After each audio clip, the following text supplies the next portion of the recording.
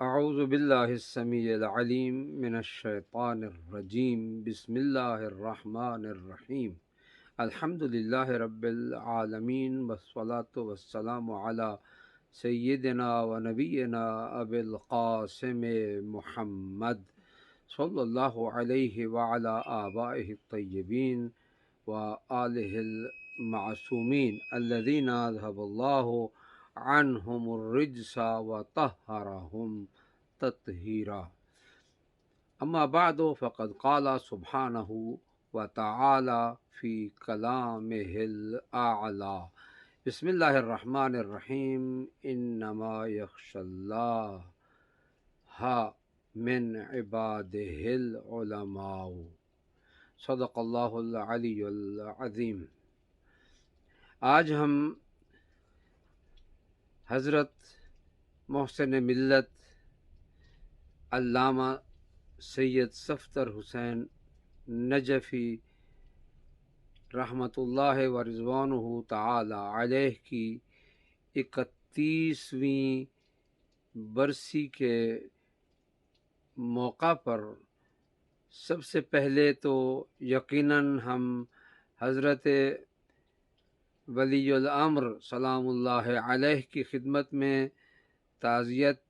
پیش کرتے ہیں، اور پھر علامہ مرحوم کی شخصیت کے بارے میں کچھ باتیں، چونکہ مجھے حکم ملا ہے کہ جو واجب التعظیم اور واجب التعمیل ہے، میں اس کے حوالے سے چند باتیں پیش کرنے کی عزت حاصل کر رہا ہوں، ورنہ ان کی شخصیت اس سے کہیں بالا تر ہے کہ میں ان کے بارے میں کچھ بیان کروں۔ میں اس وقت ان کی خدمت میں موجود تھا جب وہ اپنے پروردگار کو اپنی جان سپرد کر رہے تھے۔ میں اس منظر کو کبھی زندگی میں بھلا نہیں سکتا۔ میں تقریباً کئی دنوں سے ان کی شدید بیماری کے عالم میں ان کے قریب تھا، اور کبھی ایسا بھی ہوتا تھا کہ اگر مجھے آنے میں کبھی دیر ہو جاتی تو قبلہ خود فون کر کے فرماتے تھے کہ جلدی آئیں، آپ آج کیوں دیر کر رہے ہیں، اور پھر وہاں جا کر ان کی خدمت میں بیٹھتا۔ وہ اپنی زندگی کے اپنے مراکز و مؤسسات و مدارس کے حوالے سے، اپنی تالیفات کے حوالے سے، وہ شاید مجھے اس قابل سمجھتے تھے کہ مجھ سے بات کریں ان تمام امور کے حوالے سے، اور خود جامعۃ المنتظر کے حوالے سے۔ چونکہ مجھے ان سے شرف تلمذ حاصل ہوا، وہ میرے معلم بھی تھے، میرے مربی بھی تھے، اور انہوں نے استاد العلماء آیت اللہ سید محمد یار شاہ نجفی رحمۃ اللہ علیہ کے بعد مجھے حقیقی معنی میں وہ مقام کہ جو میں متلاشی تھا کہ مجھے ملے، وہ انہوں نے عطا کیا اپنی خصوصی محبت کے ساتھ، تعلیم کے حوالے سے، تربیت کے حوالے سے، اور دیگر امور میں انہوں نے یقیناً میری رہنمائی فرمائی۔ اور یہ صرف میری ہی نہیں بلکہ پاکستان بھر کے جید علماء اس حقیقت کے معترف ہیں کہ حضرت محسن ملت ایک عظیم شخصیت تھے کہ جنہوں نے اپنے علم و عمل کے امتزاج کے ساتھ اپنی پہچان کروائی، جو کہ یقیناً انما یخشی اللہ من عبادہ العلماء کے مصداق وہ خشیت الہی ان میں پائی جاتی تھی۔ وہ علم و عمل کے امتزاج کا ایسا مظہر تھے کہ یقیناً ان کی سیرت باقی علماء کے لیے نمونہ عمل ہے، اور انہوں نے جو عملی طور پر ثابت کیا کہ وہ اخلاص اور اخلاق کی اس اعلیٰ منزل پر فائز تھے کہ جو ایک عالم دین کو ہونا چاہیے۔ اور میں سمجھتا ہوں اگر میں یہ الفاظ کہوں کہ ایک نائب امام کو اس حد تک جو ہونا چاہیے وہ سب چیزیں محسن ملت رحمۃ اللہ علیہ کے وجود میں پائی جاتی تھیں۔ انہوں نے پاکستان میں دینی مدارس کی تشکیل کے وسیع نظام کی بنیاد رکھی، اور وہ اکثر ہم سے یہی فرمایا کرتے تھے کہ میں چاہتا ہوں ہر 50 میل پر ایک مدرسہ ہو جہاں سے علوم اہل بیت علیہم السلام کی تدریس اور نشر و اشاعت ہو، تاکہ لوگوں کو پتہ چلے کہ علم حقیقت میں اہل بیت علیہم السلام کے پاس ہے، اور وہ ہم چاہتے ہیں کہ ملک میں اس کا جال پھیلا دیں۔ اور یقیناً انہوں نے اس میں کسی حد تک کامیابی بھی حاصل کی۔ کتنے دور دراز کشمیر تک کے علاقوں میں بھی انہوں نے مدارس قائم کیے، اور اس کے بعد کوشش کرتے تھے کہ خود جا کر وزٹ کریں۔ میں کئی ایک مدارس میں دور دراز کے علاقوں میں کشمیر، ایبٹ آباد، کیمل پور اور دوسرے علاقوں میں مجھے ان کے ساتھ جانے کا شرف حاصل ہوا، اور آیت اللہ حافظ سید ریاض حسین نجفی اور حضرت محسن ملت اور میں، ہم تینوں کئی ایک سفر ایسے ہم نے کیے جو اسی سلسلے کی کڑیاں تھیں۔ انہوں نے صرف یہی نہیں بلکہ تحریر میں بھی ایک عظیم مقام پایا، اور کتابوں کے ترجمے، کتابوں کی تالیف اور تحقیق۔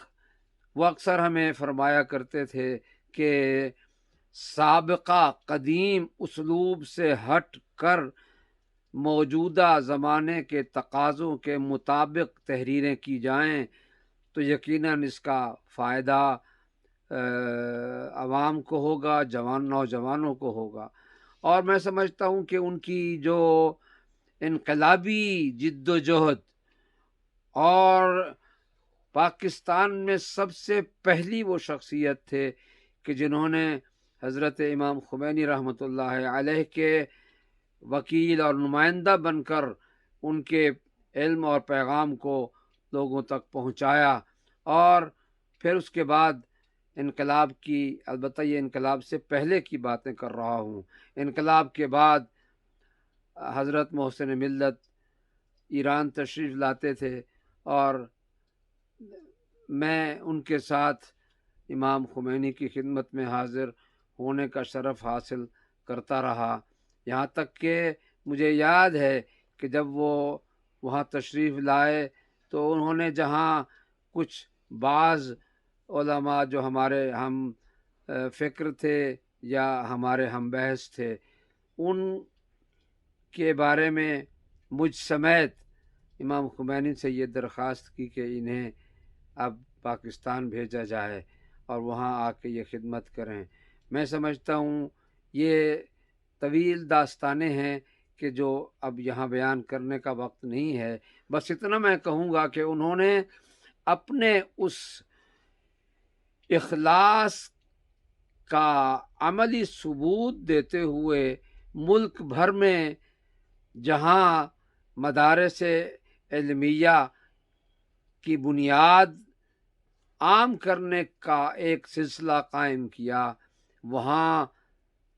علماء اور طلاب کی فکری تربیت، عملی تربیت کے تمام امور کو، پھر یہاں تک کہ نوجوانوں کے حوالے سے بھی ان کی خدمات کسی سے پوشیدہ نہیں کہ وہ ہفتہ وار درس دے کر مومنین کو اور نوجوانوں کو معارف و معالم اہل بیت سے روشناس کیا کرتے تھے۔ اور پھر اس کے بعد جو اہم بات میں یہاں کہہ کر اپنے بیان کو سمیٹنے کی کوشش کروں گا کہ انہوں نے اپنی سادگی اور سادہ زندگی کے ساتھ یہ بتایا کہ سیرہ معصوم کیا ہے۔ معصومین علیہ السلام کی سیرت کے عملی اثبات کے حوالے سے اگر دیکھا جائے تو میں سمجھتا ہوں حضرت محسن ملت کی شخصیت ایک بارز و واحد نمونہ ہے کہ جس سے ہم یہ سمجھ سکتے ہیں کہ اللہ نے اس زمانے میں کچھ ہستیوں کو یہ اعزاز بخشا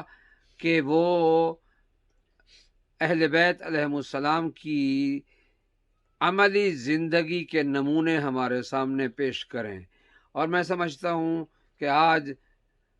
تقاضۂ وقت ہے کہ ان کی معرفت سے ہم ان کے وسیلے سے ہم ان معارف و معالم کے عام کرنے میں وہی راستہ اپنائیں جو انہوں نے اپنایا، اور میں سمجھتا ہوں کہ یہ اس دور میں ممکن ہے، بلکہ شاید واجب ہے اور اوجب الواجبات ہے کہ ہم اس سلسلے کو آگے بڑھا کر معارف و معالم اہل بیت کو عام کریں، کیونکہ دنیا میں دشمنان اہل بیت، دشمنان اسلام، دشمنان دین، دشمنان انسانیت اپنی بھرپور توانائیاں صرف کر کے اہل بیت علیہم السلام کے معالم و معارف کا راستہ روکنے میں کوشاں ہیں۔ لہٰذا ہمیں بھی چاہیے کہ حضرت محسن ملت رحمۃ اللہ علیہ کے قائم کردہ مشن کو آگے بڑھاتے ہوئے اور ان کی شخصیت کے ان پہلوؤں کو جو عملی حوالے سے دعوت فکر دیتے ہیں ان کو عام کیا جائے، اور ان کے شاگردان کا جو ایک وسیع حلقہ ہے دنیا بھر میں بلکہ بیرون ملک میں بھی پھیلا ہوا ہے، وہ سب اس عمل خیر میں حصہ لیں، شریک ہوں اور اپنا فرض ادا کریں، تاکہ ہم قیامت کے دن بارگاہ الہی میں سرخرو ہو سکیں۔ ہم نے علامہ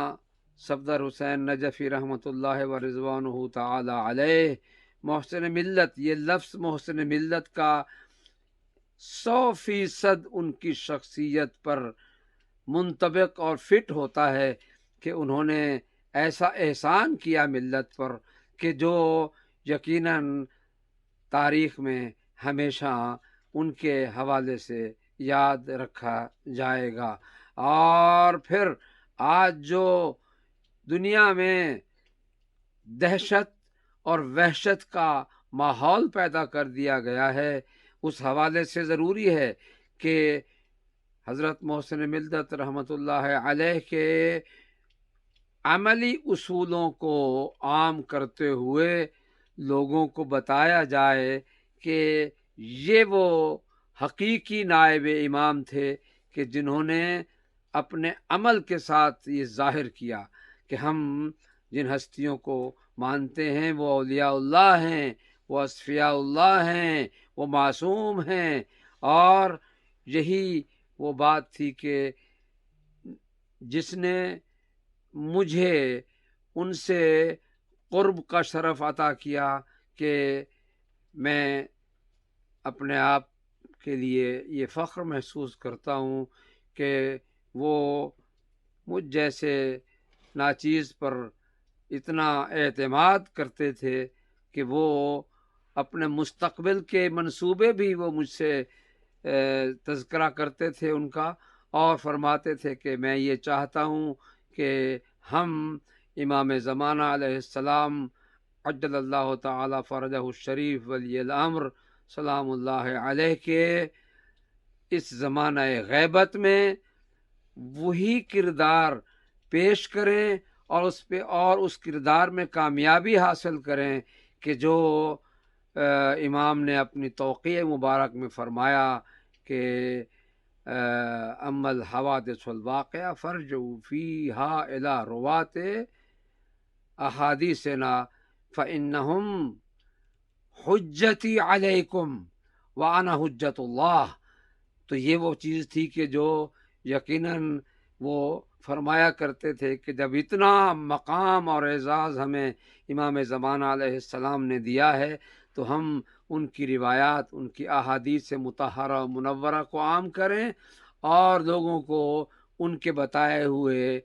اصولوں سے آشنا کریں۔ میں سمجھتا ہوں یہی